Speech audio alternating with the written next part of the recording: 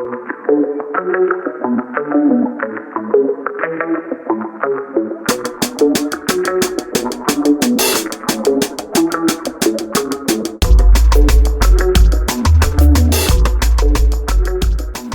turned out to be a good month in real estate across Washington and Benton Counties.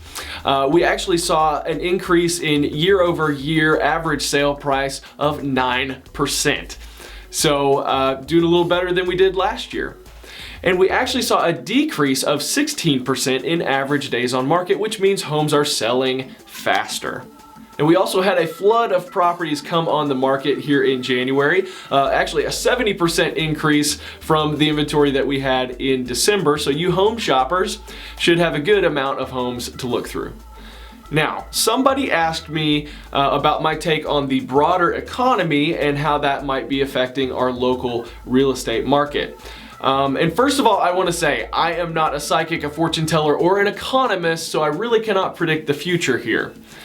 But if you weren't already aware, the US stock market has taken quite a hit here in January. In fact, prices are down about 10%. So investors have seen all of the gains of 2015 completely wiped out because we're now below all the lows of 2015.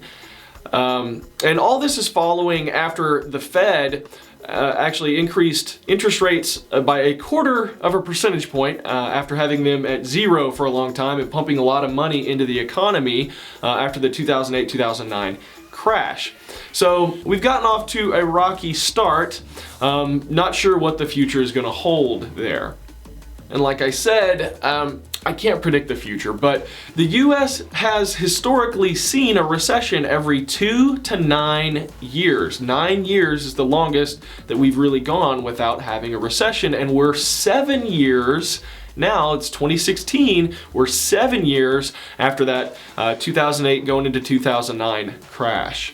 So are we on the verge of another recession? It's possible. Now, I don't bring this up to scare anybody, but part of my job is to be honest with my clients about, the state of the market and how that affects them and their equity. So let's look at that. How could a downturn in the economy affect our local real estate market? Well, if there is a downturn, we could see credit contract and lending standards get tighter. That's going to make it harder for home buyers to get the loan that they need to buy the house that they want. That's going to be pushing prices down, and our home sellers are going to be losing equity.